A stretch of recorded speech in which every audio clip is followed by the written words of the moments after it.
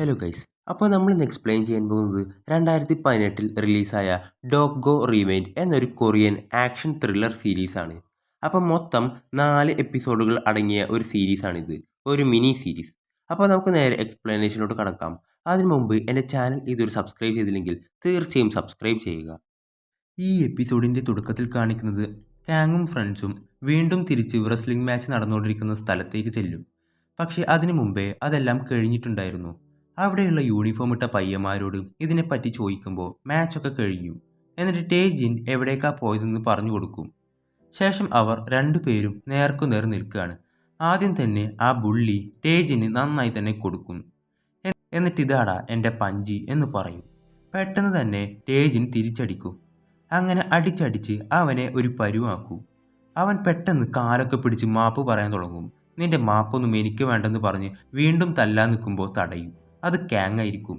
മതിയാക്ക് എന്ന് പറയും. പക്ഷെ ദേഷ്യം തീരാത്ത ടേജിൻ വീണ്ടും അടിക്കാൻ പോകും. അത് തടയാൻ ചെന്ന കാങ്ങിനുമായിട്ടായിരിക്കും പിന്നെ അവൻ്റെ അടി. അപ്പോഴാണ് ആ പെണ്ണിനെ അവൻ കാണുന്നത്. ആ സമയം ടേജിൻ അവളുമായുള്ള നിമിഷങ്ങളൊക്കെ വീണ്ടും ഓർത്തെടുക്കും. ഇവൻ ചെന്ന് അവളെയും പൊക്കിക്കൊണ്ടു പോകുന്നു. എന്നിട്ട് കാങ് ബുള്ളിയോട് കണ്ണ് തുറന്നു നോക്കെന്ന് പറയും. എന്തിനാ, വീണ്ടും അടിക്കാനാണോ? ഏയ് അല്ല, ഞാൻ അടിക്കില്ല. എന്നിട്ട് ഹ്യൂണിനോട് അത് പറയാൻ പറയും. കിംസുവിനോടൊക്കെ ചെയ്തതിൽ സോറി പറയാൻ പറയും. അപ്പോൾ സോറി മതിയോ? അപ്പോൾ അവൾ മതി എന്നൊക്കെ പറഞ്ഞ് തിരിയുമ്പോൾ അവൻ കിടന്ന് ചിരിക്കും. അപ്പോൾ അവൾ ചോദിക്കേണ്ട പോലെ ചോദിക്കും. അപ്പോൾ നിനക്ക് എൻ്റെ അച്ഛൻ അറിയാത്തോണ്ടാ? അപ്പോൾ കാങ് ചെന്ന് പിടിക്കും. നീ എന്നെ അടിക്കില്ല എന്നല്ലേ പറഞ്ഞ്? അതെ, അങ്ങനെ പറഞ്ഞെങ്കിലും നിന്റെ സ്വഭാവം വെച്ച് കൈ തരിച്ചിട്ട് നിൽക്കാൻ വയ്യെന്നും പറഞ്ഞ് ഒന്ന് കൊടുക്കും. ആ സമയത്താണ് ഗു നമ്മളൊരാളെ മറന്നോ എന്ന് കിം ജോങ്ങിനെ ഉദ്ദേശിച്ച് ചോദിക്കുന്നത്. അവനെ ഗാങ് ഹോണിൻ്റെ ടീമിലുള്ളവൻ തന്നെ അടിച്ചിട്ടുണ്ടാകും. ശേഷം 2 ആഴ്ചയ്ക്ക് ശേഷമുള്ള കാര്യമാണ് കാണിക്കുന്നത്. ഗാങ് ഹൂണിനോട് അന്ന് ടേജിൻ അടിച്ച് കിണ്ടിയാക്കിയ ആ ബുള്ളി ഇപ്പോൾ ജുവനൈൽ ഹോമിലാണ്. അവിടുത്തെ ഹോസ്പിറ്റലിൽ ട്രീറ്റ്മെൻറ്റിലാണെന്ന് പറയും. അവൻ്റെ ഗ്രൂപ്പിലുള്ളവരെല്ലാം ഗ്രൂപ്പ് വിട്ടുപോയ അവസ്ഥയാണ്. ശേഷം കാങ്ങും കിമ്മും തമ്മിൽ ഫൈറ്റ് ചെയ്ത് പ്രാക്ടീസ് ചെയ്തുകൊണ്ടിരിക്കുകയാണ്. അതിനിടയിൽ കിം ടേജിൻ്റെ അവസ്ഥ ഇപ്പോൾ എന്താണെന്ന് ചോദിക്കുമ്പോൾ അവനിപ്പോൾ ഒരു വല്ലാത്ത അവസ്ഥയിൽ തന്നെയാണ്. ശേഷം ടേജിൻ്റെ ഗേൾഫ്രണ്ട് ഇപ്പോഴും ഹോസ്പിറ്റലിലായിരിക്കും. അവിടെ അവളുടെ അച്ഛൻ ഇവനോട് നീ ഇനി ഇവിടേക്ക് വരേണ്ട ആവശ്യമില്ല, നിന്നെ കണ്ടാൽ വീണ്ടും പ്രശ്നമാവുകയേ ചെയ്യൂ എന്നൊക്കെ പറയും. അവൻ അവളെയും നോക്കിക്കൊണ്ട് നിൽക്കും. ശേഷം ടേജിൻ ട്രാഫിക്കിനിടയിൽ സ്കൂട്ടറിൽ നിന്ന് വീഴും. ആ സമയം അവിടേക്ക് ഗാങ് ഹൂൺ വരും. മറ്റവനെ പഞ്ഞിക്കിട്ടത് ഇവനായതുകൊണ്ട് തന്നെ ഇവനെ അടിക്കാൻ തുടങ്ങുന്നു. അടിച്ച് നിലത്തിടും.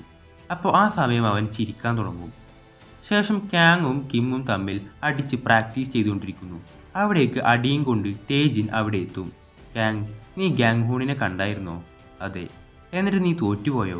അപ്പോൾ ഞാനിതൊരു എക്സ്ക്യൂസായി പറയല്ല, അതിന് മുമ്പേ എൻ്റെ കൈ വേദനിച്ചിരുന്നു, ഞാൻ സ്കൂട്ടറിൽ നിന്ന് വീണിരുന്നു. അതൊക്കെ ഓക്കെ. എന്താ നിൻ്റെ എക്സ്പ്രഷൻ ഇങ്ങനെ? വന്ന ടൈം തൊട്ട് ഇങ്ങനെ ചിരിച്ചുകൊണ്ടിരിക്കുകയാണല്ലോ. അതെന്താണെന്നറിയില്ല, കുറച്ചായി ഞാൻ വല്ലാത്തൊരു അവസ്ഥയിലായിരുന്നു. ആ തല്ല് കിട്ടിയപ്പോൾ കുറച്ച് ആശ്വാസമുണ്ട്. ഇനിയിപ്പോൾ നിങ്ങൾ റിവെഞ്ചിനായി ഇറങ്ങുകയാണോ? അപ്പോൾ ഇത് റിവെഞ്ചല്ല, നീതിയാണ് വേണ്ടത്. അവർ കുറേ പേരെ ബുള്ളി ചെയ്ത് ക്യാഷ് വാങ്ങും. എത്രത്തോളം ക്യാഷ് കിട്ടുമോ അത്രയും പേരെ അവർ ബുള്ളി ചെയ്യുമായിരുന്നു. അപ്പോൾ ടേജിൻ, എന്നാൽ ഞാനും കൂടിക്കോട്ടെ? നീ എന്തിനാ? അല്ല, ഞാൻ നിങ്ങളുടെ ഫ്രണ്ടല്ലേ എന്ന് ചോദിച്ച് അവർ 3 പേരും ഒന്നിക്കുന്നു. എന്നിട്ട് കാങ് ലീ ഡോങ് ജോയെ വിളിക്കും. എന്നിട്ട് നമ്മൾ അവരെ അറ്റാക്ക് ചെയ്യാൻ പോവുകയാണെന്ന് പറയും. പക്ഷെ ആ കോൾ എടുക്കുന്നത് ഗാങ് ഹൂൺ ആയിരിക്കും. ലീ ഡോങ് ഒന്ന് മാറിയ സമയത്തായിരിക്കും ആ കോൾ വരുന്നത്. എന്നിട്ട് തിരിച്ചെത്തുമ്പോൾ അവനൊരു നോട്ടം നോക്കും. ശേഷം കാങ്ങിന് ലീ ഡോങ്ങിൻ്റെ കോൾ വരും. നേരത്തെ എന്താ ഫോൺ കട്ടായെന്ന് ചോദിക്കുമ്പോൾ അത് ബാറ്ററി തീർന്നാണെന്ന് പറയും. നീ നേരത്തെ എന്താ പറഞ്ഞ് കേട്ടില്ല? എന്നിട്ട് അവൻ വീണ്ടും പറയും അറ്റാക്ക് ചെയ്യുന്നതിനെക്കുറിച്ച്. അപ്പോൾ അവരെല്ലാം ഒത്തുകൂടുന്ന ഒരു വീക്കെൻഡ് സെറിമണി വരുന്നുണ്ട്, ഞാൻ അവിടുത്തെ അഡ്രസ്സ് തരാം, ബാക്കി അവിടെ വെച്ച് നോക്കാമെന്ന് പറയും. ശരിക്കും അതൊക്കെ ഗാങ് ഹൂണ് അവനെ കൊണ്ട് പറയിപ്പിച്ചതായിരിക്കും. എന്നിട്ട് അവൻ്റെ തല പിടിച്ച് താഴ്ത്തും. അപ്പോൾ നിങ്ങൾ പറഞ്ഞ പോലെ ഞാൻ ചെയ്തില്ലേ, അതുകൊണ്ട് മാത്രം ഇപ്പോൾ വിടുന്നു എന്ന് പറഞ്ഞ് അവൻ പോകും. ശേഷം ഇവിടെ കിമ്മും ടേജിനുമായിട്ടായിരിക്കും പ്രാക്ടീസ്. അതിനിടയിൽ ലീ ഡോങ് വീണ്ടും കാങ്ങിനെ വിളിച്ച് ഞാൻ നേരത്തെ പറഞ്ഞതൊക്കെ ഒരു നുണയായിരുന്നു, ഒന്ന് ശ്രദ്ധിക്കണം. നീ ആദ്യം വിളിച്ചപ്പോൾ എടുത്തത് ഗാങ് ഹൂൺ ആയിരുന്നു, അവനാണ് എന്നെ കൊണ്ടത് പറയിപ്പിച്ചത്.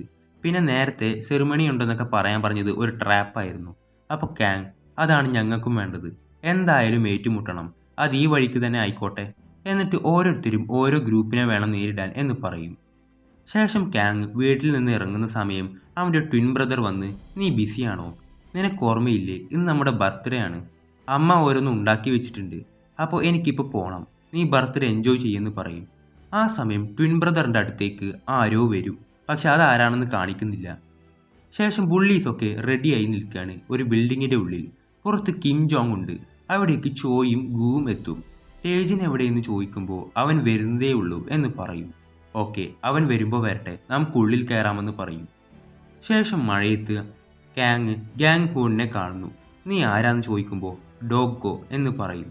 അപ്പോൾ എൻ്റെ പിന്നാലെ വാന്ന് പറയും. എന്നിട്ട് ആ മഴയത്ത് അവരുടെ ഫൈറ്റായിരിക്കും നടക്കുന്നത്.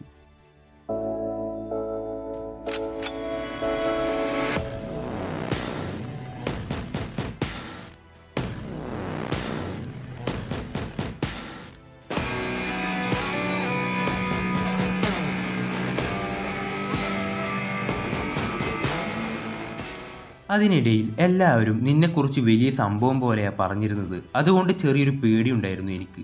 ഇപ്പോൾ മനസ്സിലായി അതിൻ്റെയൊന്നും ഒരാവശ്യമില്ലെന്ന്. ശേഷം കിങ് ജോങ്ങിനോട് അതിലൊരുത്തൻ എൻ്റെ നന്ന് കിട്ടിയതൊന്നും നിനക്ക് മതിയായില്ലല്ലേ? ആ സമയം അവരിലൊരുത്തൻ നേരെ കിമ്മിൻ്റെ അടുത്തേക്ക് ചെല്ലും. അത് ഇവൻ്റെ ആളായിരിക്കും. അവിടെ ഫൈറ്റ് തുടങ്ങുന്നു.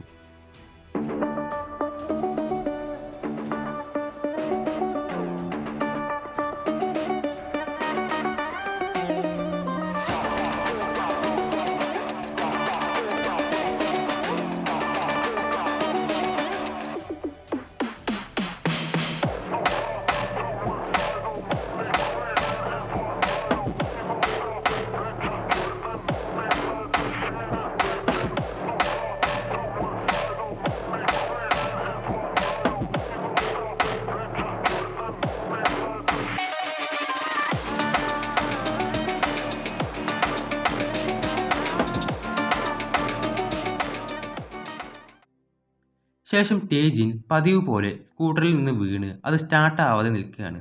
അതുകൊണ്ട് അവൻ ഓടിച്ചെല്ലും.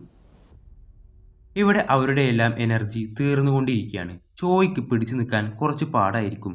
അതുപോലെ കിം ജോങ് പരമാവധി ഫൈറ്റ് ചെയ്ത് പിടിച്ചു നിൽക്കാൻ നോക്കുമെങ്കിലും ഒരു പോയിന്റ് എത്തുമ്പോൾ കയ്യിൽ നിന്ന് പോകാൻ തുടങ്ങും. ഗുവിൻ്റെ അവസ്ഥയും ഏതാണ്ട് അത് തന്നെ. ആ നേരത്താണ് ഞാൻ നേരം വൈകിയില്ലല്ലോ എന്ന് ചോദിച്ച് ടേജിൻ അവിടെ എത്തുന്നത്. പിന്നെ അവനുമായിട്ടായിരിക്കും ഫൈറ്റ്.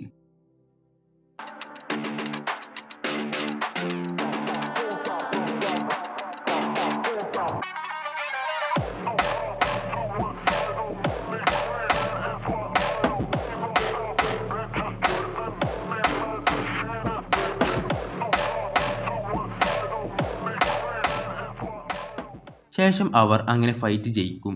ക്യാങ്ങിനെ വിളിച്ചോന്ന് ചോദിക്കുമ്പോൾ വിളിച്ചിട്ട് എടുക്കുന്നില്ല. നമുക്കവിടെ ചെന്ന് കാണാമെന്ന് പറയും. കിം മറ്റേ ഗ്രൂപ്പിൽ ഉണ്ടായിരുന്നിട്ട് ഇവനെ സഹായിച്ചതിന് താങ്ക്സ് പറയും. ശേഷം ക്യാങ്ങും ഗാങ് ഹൂണും തല്ലുകൊണ്ട് ക്ഷീണിച്ച് ഇപ്പോൾ ലീ ഡോങ്ങിൻ്റെ അടുത്തുണ്ടാവും. ഇത് ചെയ്തത് നീയാണെന്ന് അറിഞ്ഞാൽ നീ ഒരു സെലിബ്രിറ്റി ആവും. അപ്പോൾ അത് വേണ്ട, കിം ജോങ് ആണെന്ന് പറഞ്ഞാൽ മതി. ഇത് അവൻ്റെ ദിവസമാണ്. ലീ ഡോങ് ഗാങ് ഹൂണിനെ ചുമന്നുകൊണ്ട് പോകും. ആ സമയം അവിടേക്ക് ക്യാങ്ങിൻ്റെ ഫ്രണ്ട്സ് എത്തും. ഓരോരുത്തർക്കും നല്ല രീതിക്ക് തന്നെ കിട്ടിയിട്ടുണ്ടാകും. അങ്ങനെ എല്ലാവരും റെസ്റ്റ് എടുക്കുന്നു. അപ്പോൾ ഹ്യൂണ് അവരെ വീഡിയോ കോൾ ചെയ്യും. അവൾ ഇപ്പോൾ US-ലായിരിക്കും ഉള്ളത്. അവൾ വിളിച്ച് ക്യാങ്ങിന് ഹാപ്പി ബർത്ത്ഡേ എന്ന് പറഞ്ഞ് വിഷ് ചെയ്യും.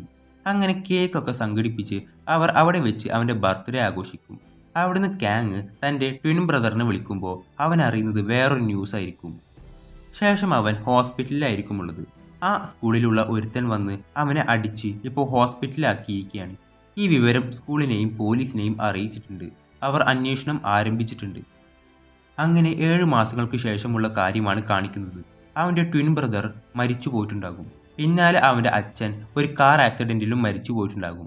മകനെയും ഭർത്താവിനെയും നഷ്ടപ്പെട്ട വേദനയിൽ അമ്മ വീട് വിട്ട് ഇറങ്ങിപ്പോയിട്ടുണ്ടാകും.